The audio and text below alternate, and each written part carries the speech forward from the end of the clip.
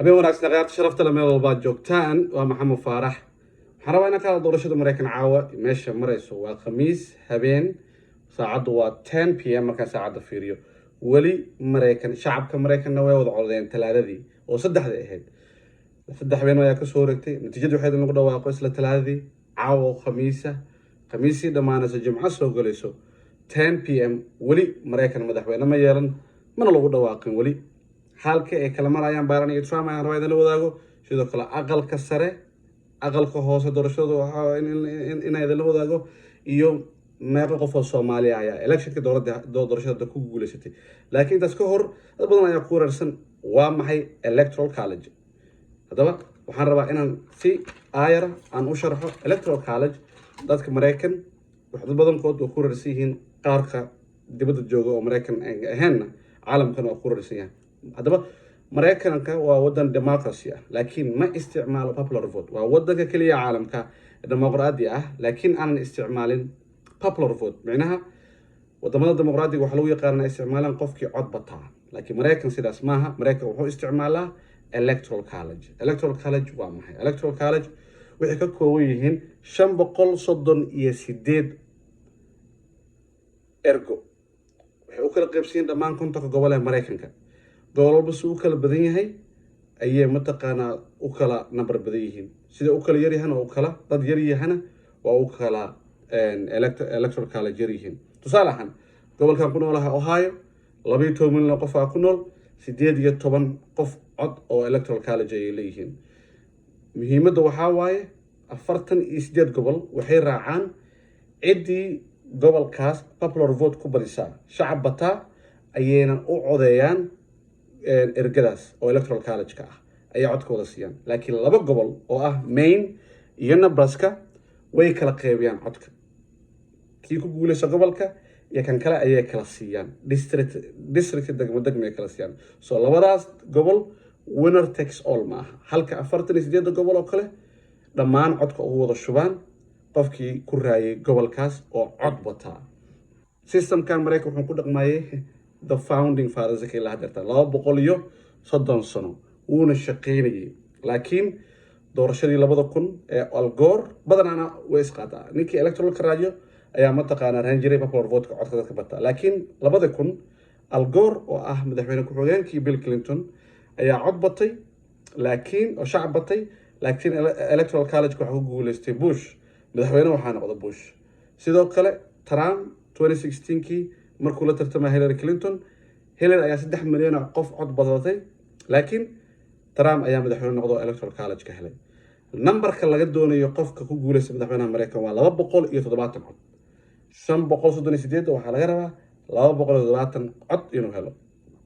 haddii heli waayo sharciga waddanka Mareykan maxay tahay hadduu qof musharax heli waayo wayna dhacdaa sharciga constitution Mareykan waxa ku qoran in aqalka hoosena uu doorto madaxweynaha aqalka sarena uu doorto madaxweyne ku xigeenka sidaas ay ku kala dhamato arinta lagu xaliyo January 20na la dhaariyo madaxweynaha Mareykan hadaba sharcigan waxa la isku dayay in electoral college ka la tirtiro la abolish gareeyo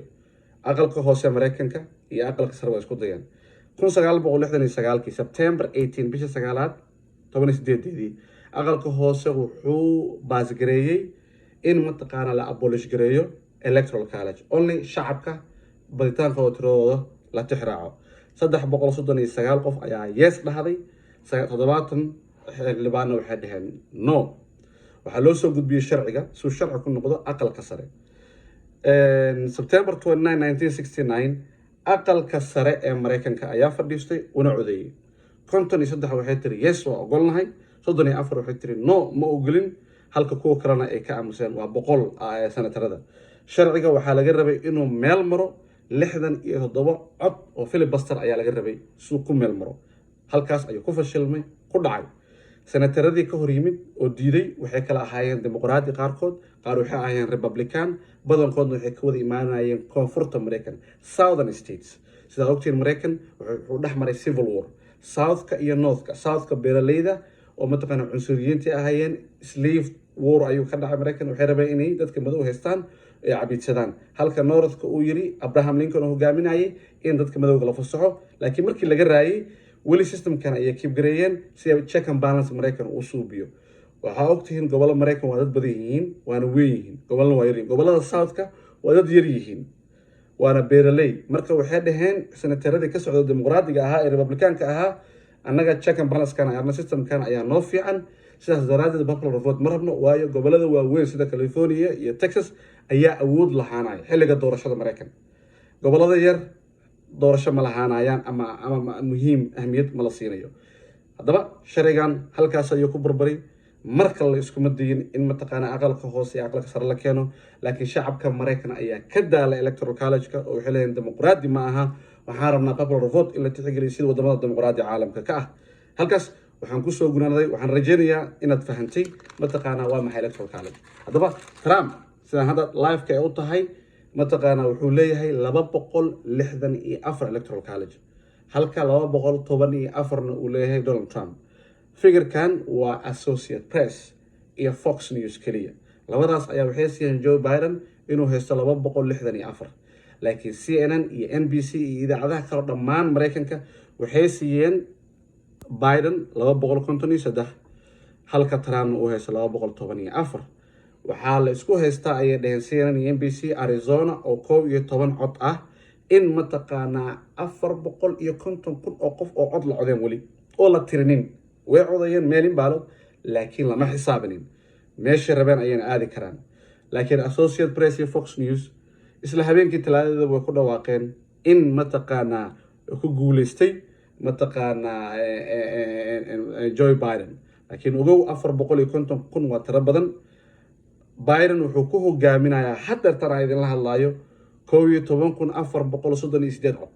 aad ayay u yar tahay 450,000 lama xisaabinin waxaa laga yaabaa arizonadii mataqaanaa associate press iyo fox ee dhaheen 264ka in wax iska bedelaan laakiin cnn weli waxay taagan tahay 253 haystaa arizona weli biden kuma guuleysanin okay 5 gobol oo kala hartay pennsylvania waxay haystaa 20 cod georgia waxay haystaa 16 north carolina waxay haystaa 15 nevada waxay haystaa 6 cod alaskana 3 cod 5 gobol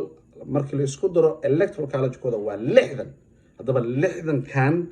aad u tiro badan tahay 4 ka mid a goboladan waxaa hogaaminaya trump pennsylvania waxaa hogaaminaya trump 51,000 ayuu hogaaminayaa cod georgia waxaa hogaaminaya trump 2,400 cod ku hogaaminaya north carolina waxaa hogaaminaya trump 76,000 cod ayuu ku hogaaminaya alaskana tiro aad u fara badan ku hogaaminaya nevada waxaa hogaaminaya biden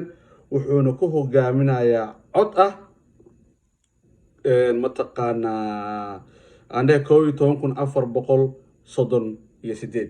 waa tiro aad iyo aad u fara badan uu ku hogaaminaya mataqaana nevada laakiin nevada waxay ku dhawaaqday hadeertaan in jimcada beri ay sheegi doonaan cidda gobolkooda ku guulaysto waxay dhaheen caawa ma sheegeen waa breaking news arrintan caawa ma sheegeen inay dhaheen oo khamiis ah beriyo jimco ah ayaan sheegaynaa cidda nevada ku guulaysatay haddii associate press iyo fox news saadaashay sheegeen ah 264 unug la haysta biden ee run noqoto beri jimcadana lagu dhawaaqo nevada in mataqaanaa uu qaatay biden halkaas madaxweynaha 46aad ee maraykanka wuxuu noqonayaa mataqaanaa biden haddii mataqaanaa wax iska bedelaan oo weli tirada hartay oo aanan weli nambarka haran waa 51,000 oo qof ayaa nevada la tirinin wax walba ayadana waa iska bedeli karaan balaaragna ayadana nevada beri soo noqoto state of pennsylvania waxay dhan caawa ayaan sheegaynaa cidda ku guulaysta gobolkeeda saan idiin sheegay 51,000 waxaa hogaaminayo mataqaanaa madaxweyne trump hal saac ka hor ayuu idaacadda maraykanka iyo shacabka maraykanka la hadlay wuxuuna sheegay in la dhacay codkiisa la dhacay wall street warbaahinta policerka tech companieska dhammaan ay kasoo horjeedaan codkiisana dhacay waa war beena oo sal iyo raad aan lahayn wuxuu la hadlayay beeskiisa iyo shacabka maraykan waxayna u muuqataa in uu xataa haddii laga raayo nin ku qalmeynin aqbaleen inuu ahaado doorashada in laga raayay in kale laakiin waxaa la yaab leh kulli warbaahinta maraykan waa diideen oo waxay dhaheen mataqaanaa wuxuu wadaa qaarkood nbc oo kale asagoo hadlaya ayay ka qaadeen waayo wuxuu ignite gareynaya wuxuu kicinayaa shacabkiisa already mudaharada ayaa caawa maraykan ka socday iyo habeenadan ka socday taageerayaasha trump iyo taageerayaasha biden codka hala counter gareeya ayay leeyihiin trump taageerayaasha biden waayo doorashadii hore way ka duwan tahay coronavirus ayaa dhacay sababta shantan gobol ee dib ugu dhacdana waxaa waaye mail in ballots covid-19 ayaa dhacay dad badan oo 40% oo American ayaa waxay ku codayeen waraaqihii tirintooda waqti ayay qaadataa kuwii tirada hore la sheegay iyo 45 gobol oo hore tiradooda la sheegay machine ayaa lagu wada codeeyay qaarkood gobol walba siyaasad gooni uu leeyahay in mataqaanaa la hortiriyo dadka mataqaanaa ballotka ah ka bacdi machine-ka la tiriyo laakiin shantan gobol policy-gooda waxaa waaye machine-ka la hortiriyaa ballotka ayaa mataqaanaa gadaal laga xisaabaa ballotyaal badan ayaa imaaday sida militariga iyo officeska Mareykan degan shacabka Mareykan ku nool oo la xisaabin karo weli faana fara kama qodna Biden uu ku guuleysan karaa shacabkiisana uu la hadlay tuura ayuu kula hadlay oo wuxuu ku yiri hal isdejiyo tirada aan sugno qof cod walbana waa muhiim halka laakiin Trump oo message diraya ah kuma qancay doorashadan waa la dhacay warbaahinta ay dhacday taajiriinta ay dhacay tech companies ka ay dhacay waa Facebook iyo mataqaana Twitter iyo tech companies ka iyo mataqaana Apple iyo mataqaana shirkadooyinkaas ayaa dhacay uu leeyahay bala aragno meesha ay ku dhamaato waa jimcada bari oo laga yaabo hadii lagu dhawaaqo 51,000 oo qof oo hadla Nevada lixda cod u baahan yahay Biden uu qaadan doono mataqaana Biden ku lagu dhawaaqi doono laakiin waxa laga yaabaa still Arizona oo 12 cod ah 450,000 oo qofna la xisaabinin tirada uu ku hogaaminayana tirada dhimanna ee badan tahay tirada uu ku hogaaminayana ee mataqaana tahay 12,000 Biden in mataqaana wax iska bedelaan Arizona waa gobol mataqaana alaaba oo u codeeyo mataqaana Republican waxa ugu dambeysay mar hore 22 sano inay u codeeyaan qof dimuqraadi ah Biden record aan caadi ahayn uu jibiyay 73,221,081 cod ayuu helay walina waa socotaa halka mataqaana Trump uu helay 69 milyan oo cod 428,177 qof walina waa u socotaa weli madaxweyne Mareykan oo inta helay malaha Obama 70 milyan ayuu helay 2008kii codeynta Biden wuxuu jibiyay record ah the most popular vote qof ku raayo Mareykan abid ayuu noqday laakiin hada inuu ku sheegay popular vote shacab codeeya Mareykan wax ma tarayo waayo hadii saan loo xisaabin lahaa wuxuu ka horeeyaa 4 milyan Biden madaxweyne noqon lahaa laakiin electoral college ayay muhiimada tahay the magic number waa 270 weel cidii hesho waa laga yaabaa Trump inuu mataqaana shantan gobol harto uu ku raayo waa laga yaabaa waa possibility mataqaana waa qasabna Trump soo madaxweyne ku noqdo shantan gobol oo in play-ga ah Pennsylvania, North Carolina, Georgia, Alaska iyo Nevada already Alaska waa loo sadalnaa inuu qaadanayo laakiin afartan gobol hadduu qaato weel Trump ayaa madaxweyne noqonaya waxaan rajaynaynaa inuu nagu soo laaban cusriga waa shacabka Mareykan uu kala qaybiyay mataqaana uu isku diray base-kiisa dadka cadaanka ayuu la hadlaa kiciyaa ad minority uu necab yahay muslimiinta madowga Hispaniga laakiin African American laakiin waxa intaas oo kale muujisa in uu sanadkan ahaaday uu helo cod badan oo madow ah iyo cod badan oo mataqaana uu helo Hispanic ah waxa kale oo muujisa ah oo aan dhehayga ku arkay Soomaali badan inay u codeeyeen Trump marka weydiisan dhado ninka Soomaali uu necab yahay qowmiyadda Soomaalidu necab yahay 2016kii iyo mataqaana hadeertan 2020 markuu doorashada galayba wuxuu dhahay Soomaalida waan baangareeyay qaxootigooda waan baangareeyay waa wadan terrorist ah nisaas ku necab ad ogtahay inuu ku necab yahay sidee ugu codeysay marka ku dhahay qofku uu codeeyay Trump Soomaaliga ma yaqaan wuxuu ku jawaab wuxuu ku leeyahay ninka waa necab yahay waa ogahay laakiin Biden ka darno in nabcaan ama marsiyo kale uu sheeganaya wadamada muslimiinta ku muduulo waxaas ma jirto Trump qofkii Soomaali American oo u codeeyay waa qof jinsiyadiisa necab waa qof asaga isnacab waa qof nacab uu ka buuxo waa qof aqoonin qofka nacab iyo qofka jecel aan kala aqoon waxaan leenahay waa qof jiran maskaxiyana daciifa mentality ah taageerayaasha dhamaan u coday Soomaalida Trump waxaan leeyahay shame on you guys waxaan rajaynayaa inaad ka mataqaana ka danqan doontaan hadduu damiir idinku naxleeyahay inaad u codaysaan Trump waxaan rajaynayaa madaxweyne Trumpna in uu nagu soo laaban oo sidaas nagu daayo sidoo kale Biden wuxuu kala record jabiyay ah Florida iyo Ohio lama baahna iyo xataa Pennsylvania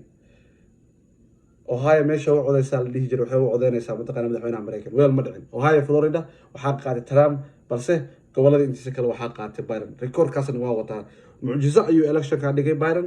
laakiin mataqaanaa waxaa haray wax yar halkaas waxaan ku ekaanayaa waan ila socodsiin doonaa xaalka meesha noqoto mataqaanaa caawa ilaa beri oo sida u eg tahay nevada haddii la helo beri lagu dhawaaqo oo jimcaha ay noqon doonto sanadkan u gudbo aqalka sare waa 100 ka kooban yahay konton iyo kow ayaa majority ah dimuqraadiga waxay rabeen awal 40 iyo waxay haysteen mataqaanaa isdeed kuwa kale waxay haysteen konton iyo saddex haysteen dimuqraadiga hadda waxay haystaan weli qaar ayaa dhiman 4 cod ayaa dhiman 4 senator ayaa dhiman doorashadooda weli tight ah 48 dimuqraadiga haystaan republicaanka 48 ayay haystaan dimuqraadiga hal ayay geengareen hal cod ayay heleen republicaanka hal ayay lose gareeyeen 4 sanad ayaa weli dhiman welina waa la isku degan yahay Mitch McConnell waa soo laabtay Lindsey Grahamna waa soo laabtay waxay u eg tahay inay arrintan mataqaanaa dimuqraadiga ku fashilmeen republicaankana majoritygiisa uu ku soo laaban doono aqalka sare 51 ayaa loo baahan yahay majority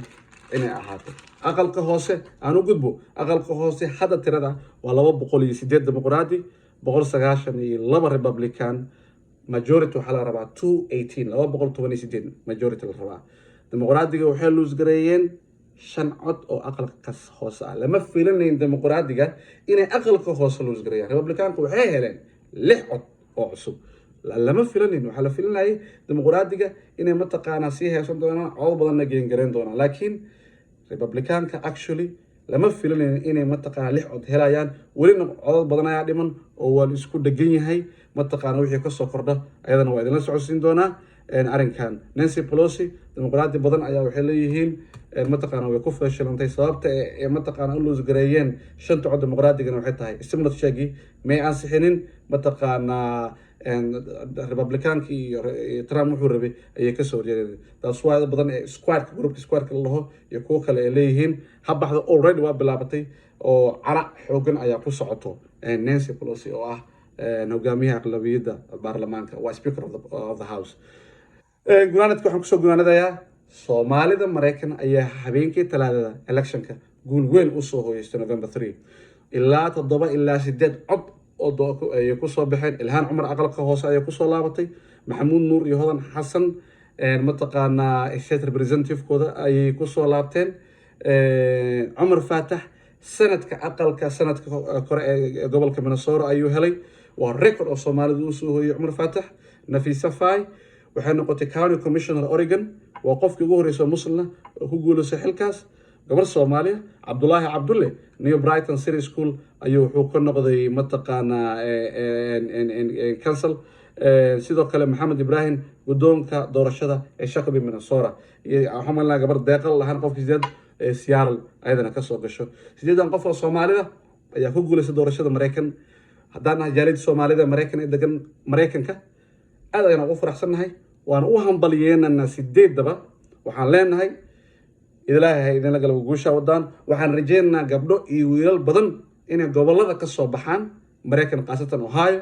iyo gobolada kale mataqaanaa ee Soomaalida ku badan yihiin waana guul u soo hooyatay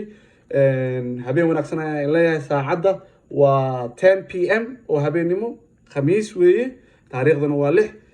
aniga maxaan faraxayay la socodsiinay doorashada meesha marayso waa la isku dhagan yahay laakiin guusha waxay ku socotaa in Joe Biden uu noqon doono madaxweynihii 46aad Trumpna